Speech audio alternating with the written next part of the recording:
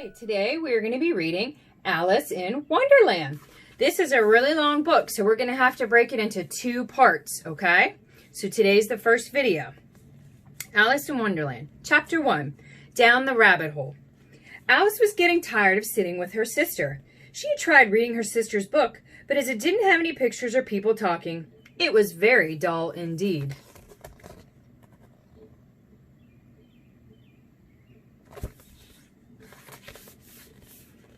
She was just wondering whether to pick some daisies for a daisy chain when a white rabbit ran past. Now, seeing a rabbit isn't so remarkable. Alice wasn't even surprised when it cried, "Oh dear, I shall too be late." But when it took a watch out of its pocket, she jumped up. For who ever saw a rabbit with a pocket or a watch? She chased after it and was just in time to see the rabbit pop down a large hole. In a flash, Alice followed. At first, the hole went on like a tunnel. Suddenly it dipped, and Alice found herself falling down a deep well.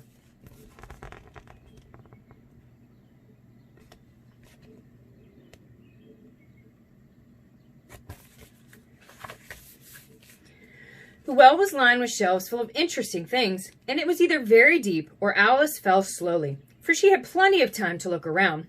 It must be near the middle of the earth, she thought after a while. What if I fall right through? I might end up in New Zealand. Down, down, down. Alice began to think the fall would never end. She was daydreaming about her cat, Dinah, when, thump, she landed on a heap of dry leaves.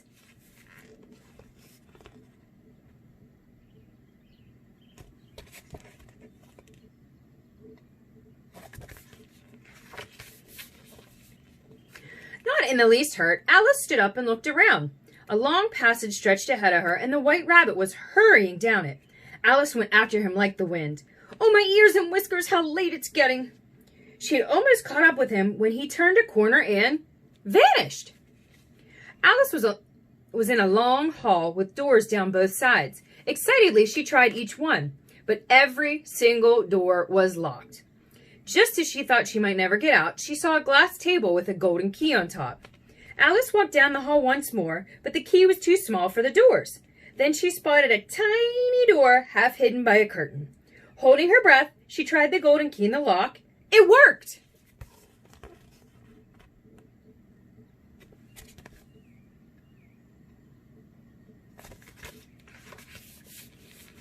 Beyond the door was the most beautiful garden Alice had ever seen, with bright flowers and cool sparkling fountains. Alice tried to squeeze through the door, but not even her head would fit. If only I could shrink. I'll go back to the table, she decided. Perhaps it is another key to a bigger door. But instead of a key, she found a bottle with a label saying, "Drink me." That wasn't here before, thought Alice, checking it carefully. Well, since it wasn't marked poison, she took a sip. It tasted so delicious, a mix of cherry tart, custard, toffee, pineapple, and hot buttered toast, that she had very soon finished.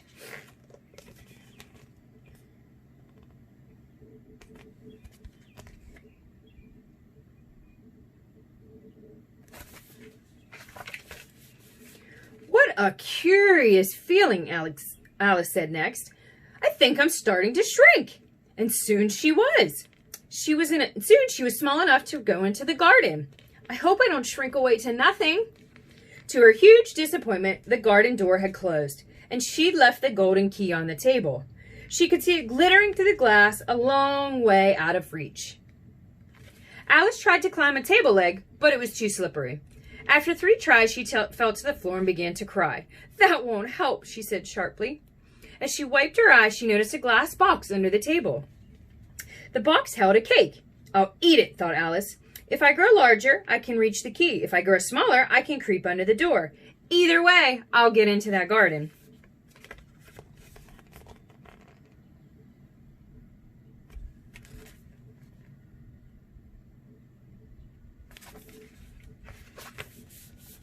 Chapter 2, The Pool of Tears. "Curiouser and curiouser," cried Alice, who was suddenly growing at an incredible rate. "Goodbye, feet." She had looked down. Her feet were almost out of sight. She only stopped growing when her head hit the ceiling. Quickly, she grabbed the key and hurried to the door. Now she was far too big. Alice began to cry again, sobbing and sobbing until a pool of tears spread around her. After a while, she heard pattering feet and dried her eyes. It was the White Rabbit, trotting along in a great hurry and carrying a pair of gloves and a fan.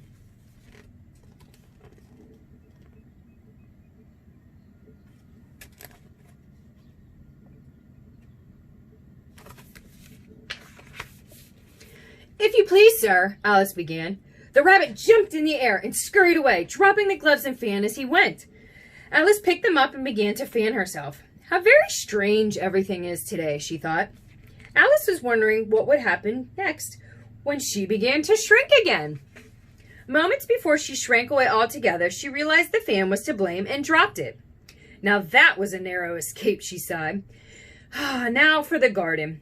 But the tiny door had closed and the golden key was back on the table. Things were worse than ever. Just then her foot slipped and splash! She was up to her chin in salty water.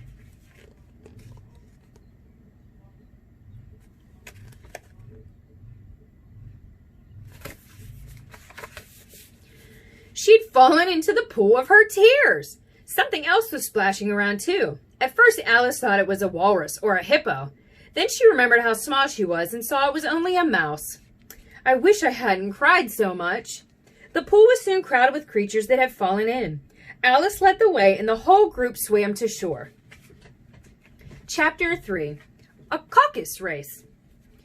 It was a very odd party that gathered at the bank, and all of them were dripping wet, cross, and uncomfortable. The first question, of course, was how to get dry.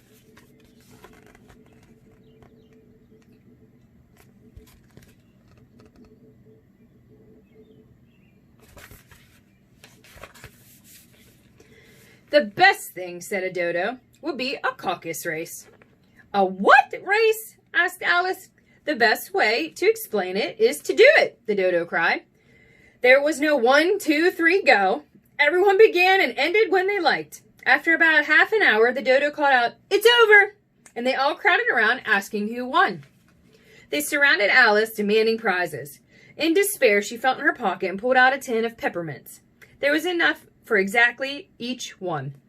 But she must have a prize too, said the mouse. Of course, said the dodo. What else is in your pocket? Alice took out a thimble and the dodo solemnly presented it to her.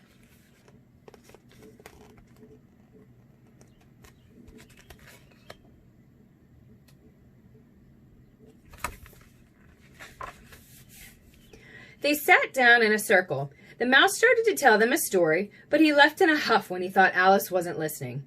I wish Dinah was here, said Alice. She'd soon bring him back. Who's Dinah? Asked a bird. Our cat, Alice said eagerly, and in no time at all the creatures had gone. Chapter 4. The White Rabbit's House. As the creatures left, the long hall vanished and the White Rabbit appeared. Mary Ann, he snapped when he saw Alice. Run home and fetch me some gloves and a fan.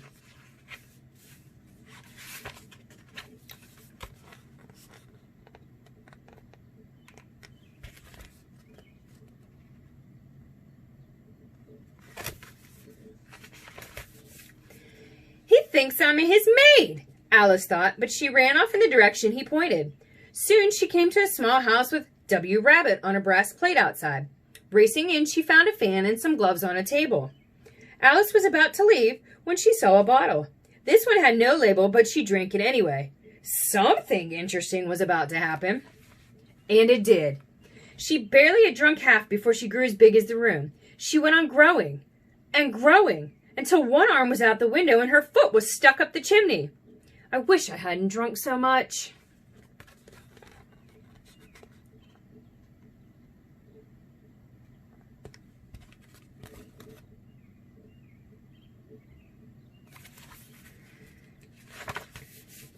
Mary Ann, called the rabbit crossly, where are my gloves? Alice trembled, quite forgetting she was now 1,000 times larger than him and had no reason to be scared. When he couldn't open the door because Alice's elbow was against it, he tried the window. Alice waved her hand and heard a shriek. Pat, where are you? The rabbit shouted, and Alice heard a new voice reply, over here, sir. Well, tell me, asked the rabbit, what's in this window? An arm, sir, said the voice. An arm, you goose, said the rabbit. Whoever saw one that size? Take it away. So your arms out the window.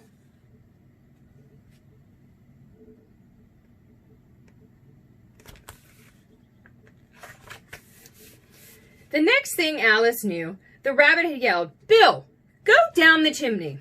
Alice waited until she heard a little animal scrambling inside the chimney and gave a sharp kick. "We must burn the house down." "There goes Bill. Don't you dare!" There was silence for a moment. Then a shower of pebbles came rattling through the window. To Alice's surprise, they turned into cakes. "If I eat them," she thought, "they're bound to change my size, and as I can't grow any larger, I expect I'll grow smaller."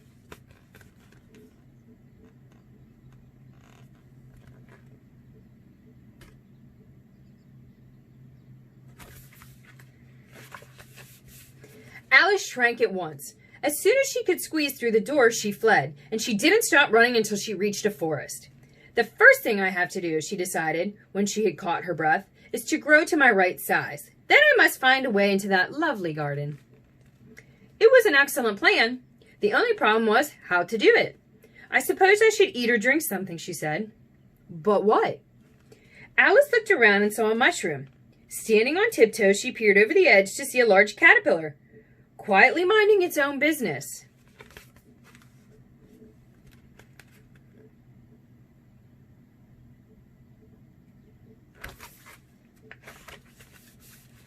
Chapter 5. The Caterpillar's Advice. The caterpillar and Alice looked at each other for a while. "Who are you?" the caterpillar asked finally, in a sleepy voice. I hardly know, sir," said Alice. "What do you mean?" demanded the caterpillar. "Explain yourself." "I can't explain myself," said Alice, "because I'm not myself." "Who are you?" "I don't know. I keep changing size and it's very confusing."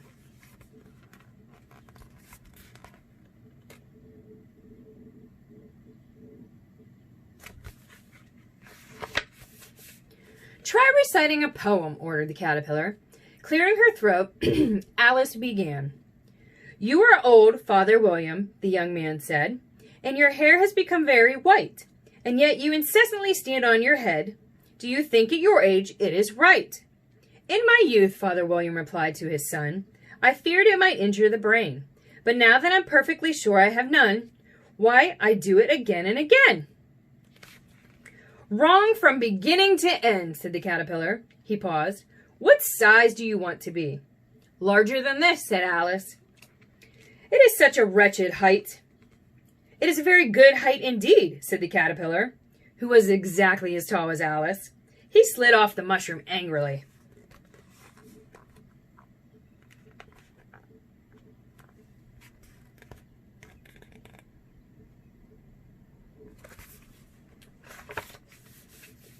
"One side makes you taller, the other makes you shorter," he remarked as he crawled away. "One side of what?" wondered Alice. "Oh, the mushroom." She broke off 2 pieces and nibbled first one, then the other, until she was back to her right size. Alice continued through the forest until she came to a house. "I don't want to scare anyone," she thought, and ate some more mushroom to shrink herself. Okay, we're going to pause here for part 2 because this is a long book, so stay tuned tomorrow.